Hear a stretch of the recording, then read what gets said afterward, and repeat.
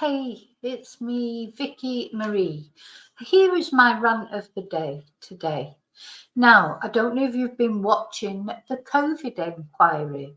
It's live on TV practically 24 hours a day on Sky News. You can watch all the people being interviewed. Yesterday it was the turn of Dominic Cummings, who, was do you remember him? He was the one who went to Bernard Castle to test his eyesight. I think basically all through COVID, the British government was testing the intelligence of the British people. He sat there, Dominic Cummings sat there and said he thought it was a good idea to go to Bernard Castle to test his eyesight because he was worried about whether he could make the journey back to London. Bollocks. Everybody knows he was there at some birthday party or whatever. In the meantime, Boris Johnson, who Dominic Cummings throughout refers to as the trolley. That's what he calls him because he didn't know which way. They all referred to him as the trolley because he didn't know which way he was going. You know, when you get a supermarket trolley and you push it and it goes that way and then it goes that way. That was Boris Johnson during COVID.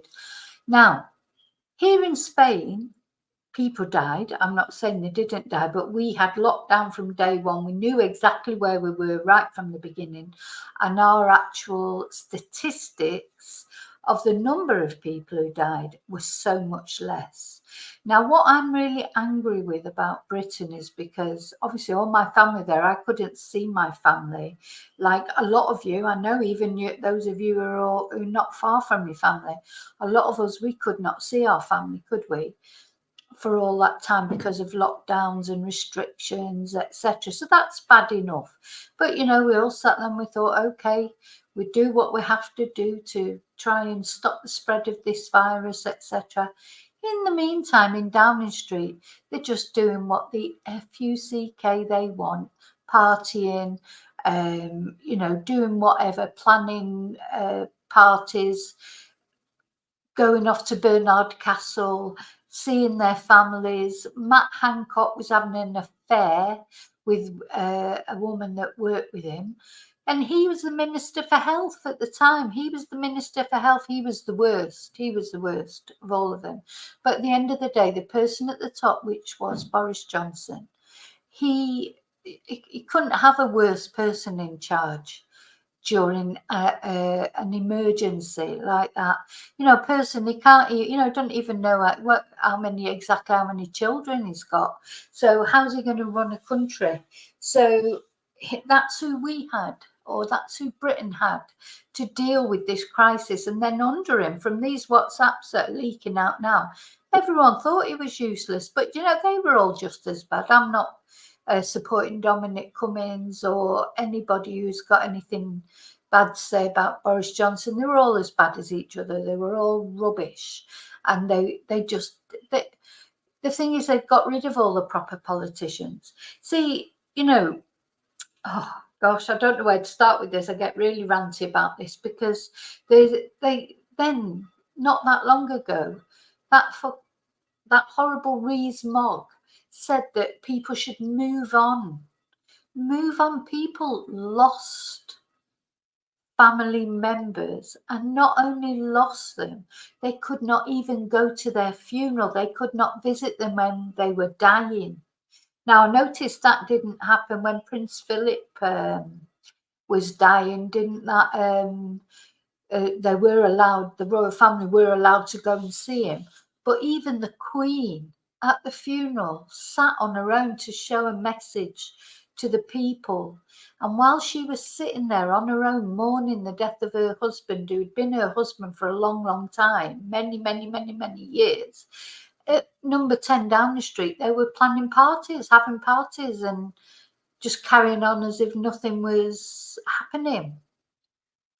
Now, during this time, a friend of mine, her sister, who is Down syndrome, got COVID, and she was in intensive care. Nobody could go and see her, and she this makes me cry, because she just must have been, it's bad enough for anyone, but for somebody with Down syndrome, she must have just been wondering what's going on. Nobody could be there to comfort her. And they went along, my friend lives in France, so she was stuck in France, but there are a couple of her brothers that were in the Manchester area, live in the Manchester area, but they couldn't go and see her. Nobody could go and see her. So anyway, she left this world, so I just hope that the nurses, I'm sure, were lovely to her and looked after her. But the thing is, I'm sure there's a lot of you out there that suffered from the same thing with your relatives. Lost your relatives and you couldn't go and see them. Then not only you couldn't go and see them, you couldn't go to their funeral, or you couldn't, cuddle your relatives like for comfort at the funeral. You all had to sit apart. And in the meantime, these tossers, and I include all of them in this, all of them, just carrying on, not knowing, not protecting the British people. And then we had Matt Hancock saying, he put what did he say? He put his arms around the care service. What a load of rubbish. I know for a fact, because one of my friends is a manager of a care home in the UK, and they released people from the hospital without COVID tests, told them, instructed them, they had to take these people back into the care home. It was like a deliberate culling of the population in my eyes. Oh, so turns out Boris Johnson has, virtually said this. This is what he's been reported as saying. This is what he said on his WhatsApp messages. It's like old people have just got to accept their time is up. For God's sake, you tell that to their family and their relatives, their people. So my friend was saying that Matt Hancock issued a communication to everyone that people had to be released to free up space in hospital, that people had to be released back into their care homes, even though they actually had COVID. So they released into the care home. COVID spread around the care home, and these people were dying in droves. Okay, let's just have a little look at the today's, who's being interviewed today. People were disagreeing. There was uncertainty. It was by no means a smooth transition from plan A to plan B. And it sounds like you agree with that. I do agree with that. And it's because I think we'd got to a different place much faster. And anyway, we're not going to listen to it going on and on and on. Now, my other rant about it is because, to me, all these things that are coming out in the COVID inquiry, maybe more to me because I was following it really closely at the time. I knew all this anyway. We knew that Boris Johnson was rubbish. We knew that nothing was being dealt with properly. All they keep going on about is the vaccine rollout. It was literally like 1 or 2 weeks before anywhere else. That's the only thing that they did right. They messed up the PPE. They gave contracts to all their mates. People made millions out of the COVID pandemic. All their mates. Then the other thing that happened was, because he got it himself, the trolley did, didn't he? He caught COVID himself, so they say. I don't know if that's even true or not. I don't believe anything that comes out of that government. I honestly don't. I know it's awful, but I just don't. Then, so what is the other thing I want to know is, what is the point of this COVID inquiry? Because 10 days later, on the Monday of these people, week after. So here's the guy who's interviewing the woman. You expecting we've got all these the lockdown to happen earlier than that? I mean, you've given us a clue to your answer. What is the point of this COVID inquiry? Because I was reading up about it. It's not, nobody's going to be found innocent or guilty. None of the recommendations that will finally come out of it have to be adopted by the government, whoever the government is, when it comes out. Is it just to give people a job again? Ms. Johnson and others, but you were not involved in any of that because you, in fact, your whole Why family does it take all got these COVID. people to You were off work COVID inquiry? from that Who's Monday. paying them? You're paying them. The taxpayer, the British taxpayer is paying them. I don't see the point of an inquiry that's not going to come to any conclusion or have any effect. Now, if what's going to happen is whatever, you know, the outcome of this inquiry is something is going to be happen, action is going to be taken. People are going to be found accountable. People need to be found accountable in my eyes. It was just awful the way it was dealt with from start to finish. It was do this. No, you don't have to do that. Wear a mask. Oh, well, you don't have to wear a mask. Stay in. Oh, no, eat out to help out. So even Chris Whitty, now one of the, you know, the specialists, the biologists, he said was eat out to help the virus out. Now, I presume they'll be coming to give their evidence. I don't know. It was Chris Whitty, wasn't it? There was a few of them. And they, you know, I'm sorry, but they were all just, it seems now that whatever opinions they had, if Boris Johnson told them one thing, they just went along with that. They didn't actually come out with their real opinions like that. You know, the help out, eat out to help out, that was Rishi Sunak's idea. Oh, your prime minister who nobody voted for, not even his own party. The Winnie the Pooh prime minister, what good is he? Oh my God, I cannot wait until this government is gone. I'm sorry if you love, maybe you love Boris Johnson, or maybe you love Rishi Sunak, or, you know, maybe you think Britain's going the right way. Well, I'm sorry, then we'll have to agree to disagree on that. I cannot wait for a change of government in Britain, because for my friends, for my family, and also for me being here in Spain, and for a change of opinion, international opinion. We're a laughing stock at the moment. I felt the difference here after Brexit, after everything, all this change in prime ministers and that. The way British people are looked at now abroad is completely different to how we were looked at 10 years ago, believe me. So I've seen that. I live that every day. And that's why I can't wait for a change of government.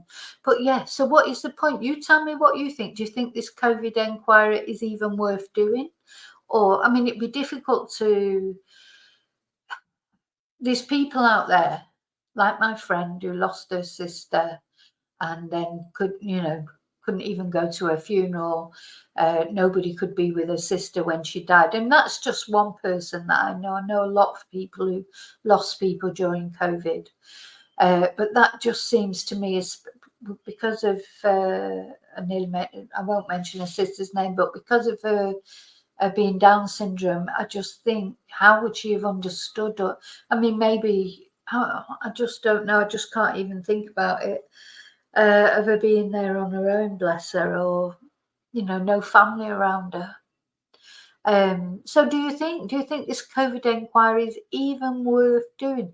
I mean, and don't you think, or, well, you tell me, do you think we should just move on? Or don't you think that's insulting? So that guy who said that, Rees-Mogg, he's now been knighted. You know, that slipped in quietly, didn't it? I bet you didn't see that on the news. Jacob Rees-Mogg, the man who was drunk, fell asleep drunk in Parliament with his feet up. He's now in the house. He's a knight or a sir or a whatever. He's been knighted. Boris Johnson got him what do you call it? God, what did he call it? I'm thinking of the general term for it. You know, he was on his honours list. Got him an honour. An honour for what? You know, you may have noticed, because, you know, I've said before, I'm totally against the honours system. I hate it. It's used like that for jobs for the boys. Just give, you know, there's that young girl who's been made a dame or whatever, who think is probably an illegitimate daughter of Boris Johnson, from what I can gather. She's only in her 20s. What's she done? You know, there's people that do agree with the honour system. You might have noticed that when when Bobby Charlton died, I did refer to him as Sir Bobby. Normally I won't use a title, but he deserved it. You know, he had a long life, he gave a lot to others, he deserved his title. And that's how it used to be. People were given titles because they'd achieved something in their lives. Now it's just like, oh, well, if you support the Conservative Party, that's why a Russian is now a lord. A Russian. Why aren't people really angry about that? You're talking about the British House of Lords, and one of them is actually Russian. Come on. Anyway, that's my rant. So I don't know what's going to come out of this COVID inquiry. Will it make any difference? I mean, it's quite entertaining reading. They all seem to just be swearing at each other on WhatsApp messages. Let me read you a couple of the WhatsApp messages. So this is Lee McCain. He doesn't think it's a big deal. He's talking about Boris Johnson, and he doesn't think anything can be done, and his focus is elsewhere. He thinks it'll be like swine flu, and he thinks his main danger is taking the economy into a slump. They referred to him as being as melting down, being in Jaws mode. They said, "Get in here. He's melting down." That was one message from one person to another. "Get in here. He's melting down." Mr. Cummings said, "It's only a matter of time before the trolley's babbling exposes the fact that he doesn't know what to say." Rish is saying bond markets may not fund our debt, etc. He's back to Jaws mode, WANK. I've literally just said the same thing 10 times and he still won't absorb it. I'm exhausted just talking to him and stopping the trolley. I've had to sit here for 2 hours just to stop him saying stupid shit. I'm exhausted with him. How did he become Prime Minister again? How did he? You know, if Boris Johnson is a guy you go out for a drink with, it might be a bit of fun, and though you'd probably have to make sure he'd have his hands all over you, apparently, because he's a woman. You know, he's an sex pest. Anyway, so Dominic Cummings, as always, discussions with these ministers is moronic. They cannot understand priorities. They didn't even understand what they were talking about for most of this meeting. Anyway, they described all the discussions as embarrassing. Then they brought in this trolley emoji to describe Boris Johnson. He was described, Mr. Hancock, Matt Hancock, described as a joker who has to go, a liar. You know, anyway. So what they're talking about, they've got some woman in today. She's probably a dame. You know, you notice that all these now, they're all dames or lords or sirs. They've all been handed out honours. All been handed out honours willy-nilly, even Russians. So we'll see. Do you think anything is going to come out of this? Or do you think it's just a load, like I do, it's a load of BOLLOCKS. Nothing's going to happen. Be lessons to be learned. Nothing to see here. Nobody's, responsible for anything. Be the same load of SHITE. Okay, that's my rant for today. Probably lose subscribers from it because some people won't agree with me. I know some people think Boris Johnson is the best thing since sliced bread. I have absolutely no idea why. But anyway, we're all entitled to our opinion. So I understand if you want to click out, click out. Just giving my opinion. Okay, thank you so much. So remember to live and love very wisely. Let's hope we don't get another pandemic in our lifetime or in anyone. I mean, it'd be nice to never get one, but it seems likely we probably will get one sooner or later. Let's just hope somebody a bit better is in charge by then. So till I see you again, may your God go with you. Bye.